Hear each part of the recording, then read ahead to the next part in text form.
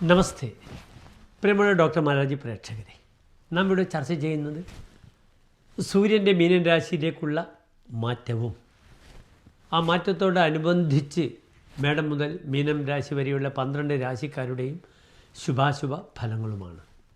സൂര്യൻ ഒരു രാശിയിൽ നിന്ന് മറ്റൊരു രാശിയിലേക്ക് സഞ്ചരിക്കുവാൻ എടുക്കുന്ന സമയം ഒരു മാസമാകുന്നു, 30 ദിവസക്കാലമാകുന്നു. മറ്റ് ഗ്രഹങ്ങളെല്ലാം തന്നെ ഇതിൽ വളരെയധികം വ്യത്യാസങ്ങളുണ്ട്.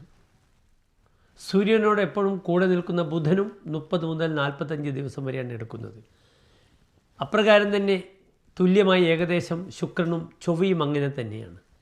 വ്യാഴം ഒരു രാശിയിൽ നിന്നും മറ്റൊരു രാശിയിലേക്ക് സഞ്ചരിക്കുവാൻ 1 വർഷമെടുക്കുന്നു. ശനിയാകട്ടെ 2.5 വർഷം, രാഹുകേതുക്കൾ 1.5 വർഷവും. ഇവിടെ സൂര്യൻ്റെ ചാരവശാലുള്ള ഒരു മാസക്കാലത്തെ ഫലനിരൂപണമാണ് ഡോക്ടർ മാരാജി നിങ്ങളുമായി ചർച്ച ചെയ്യുന്നത്. 1200 കുംഭമാസം 30-ാം തീയതി, അതായത് 2025 മാർച്ച് മാസം 14-ാം തീയതി വെള്ളിയാഴ്ച ഉദ്ദേശം വൈകിട്ട് 6:30 കുംഭമാസത്തിൽ നിന്നും മീനമാസത്തിലേക്ക് സൂര്യൻ്റെ പ്രയാണം. ഇതിന് മീനരവി സംക്രമമെന്നാണ് പറയുന്നത്.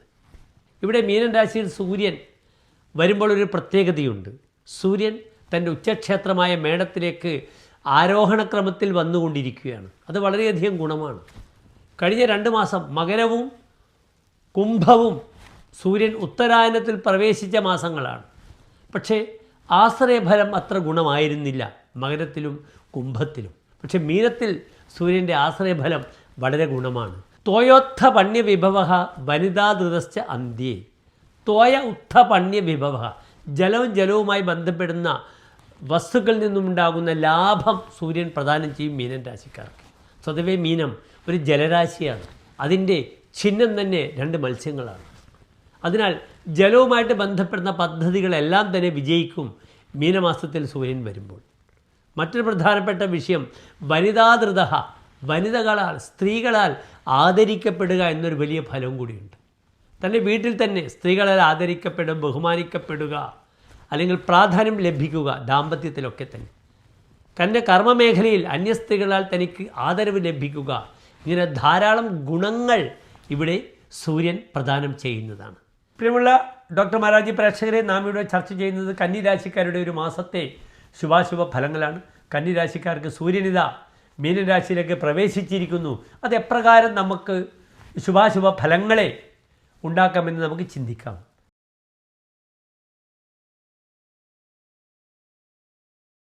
കന്നിരാശിക്കാർക്ക് സൂര്യൻ 12-ാം ഭാവാധിപനാകുന്നു. 12-ാം ഭാവം എന്താകുന്നു?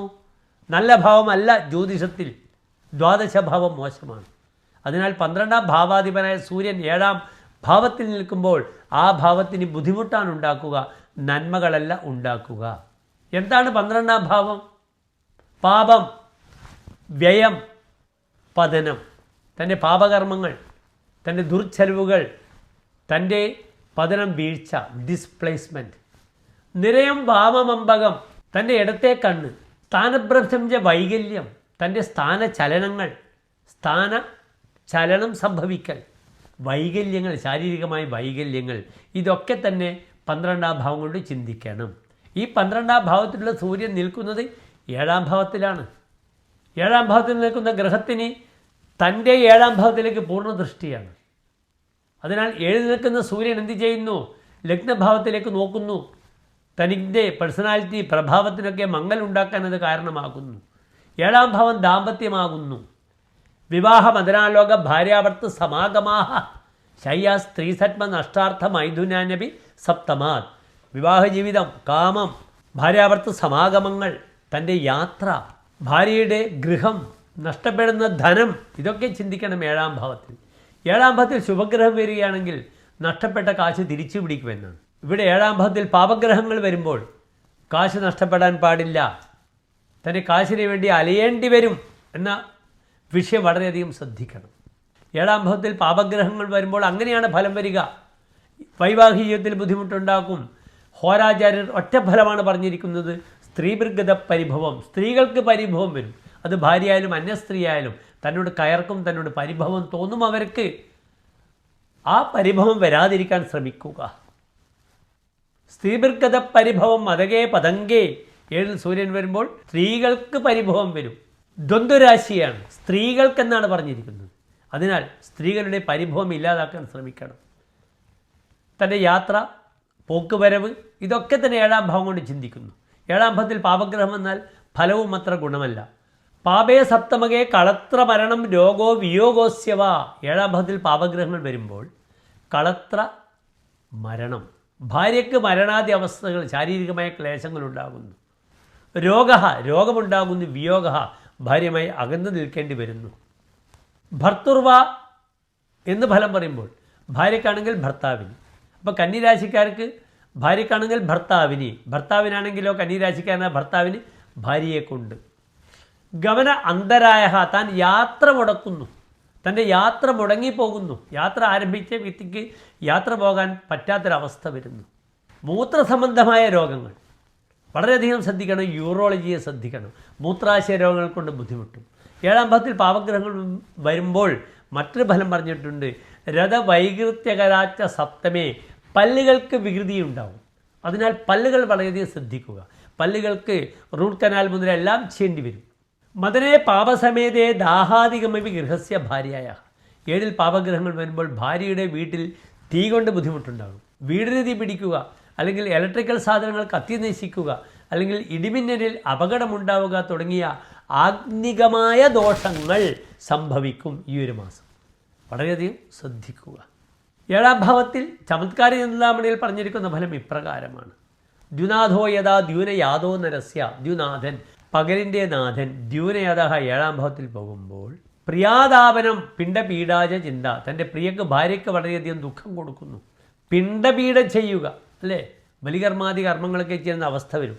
അതിനാൽ അച്ഛൻ്റെ ആരോഗ്യമൊക്കെ വളരെ ശ്രദ്ധിക്കണം.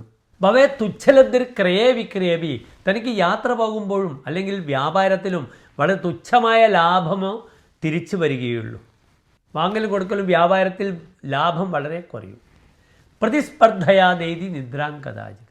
തന്നെ പ്രതിസ്പർദ്ധി, തൻ്റെ പ്രതിയോഗികൾ കാരണം, ശത്രുക്കൾ കാരണം തനിക്ക് ഉറങ്ങാൻ കഴിയില്ല. അതിനാൽ ശത്രുദോഷം അങ്ങേയറ്റം വരുന്ന മാസമാകുന്ന ഈ ഒരു മാസം. കന്നിരാശിക്കാർ ശിവക്ഷേത്ര ദർശനം നടത്തണം. മൃത്യുഞ്ജയ ഹോമം അല്ലെങ്കിൽ മൃത്യുഞ്ജയ പൂജ തൻ്റെ നക്ഷത്രത്തിന് ചെയ്യുക. എന്താണ് കന്നിരാശി? ഉത്രം നക്ഷത്രത്തിൻ്റെ അവസാനത്തെ 45 നാഴിക, അത്തം ചിത്ര നക്ഷത്രത്തിൻ്റെ ആദ്യത്തെ 30 നാഴിക വരുന്ന 2 നക്ഷത്ര സമൂഹമാകുന്നു. അവിടെ വളരെയധികം കന്നിരാശിക്കാർ ഏറ്റവും അധികം ശ്രദ്ധിക്കണം. മേൽപ്പറഞ്ഞ വഴിപാടുകളൊക്കെ ചെയ്ത് ബുദ്ധിമുട്ടുകളൊക്കെ മാറ്റി മുന്നോട്ട് നീങ്ങുക. നല്ലൊരു മാസക്കാലം ആശംസിക്കുന്നു. നന്ദി, നമസ്കാരം.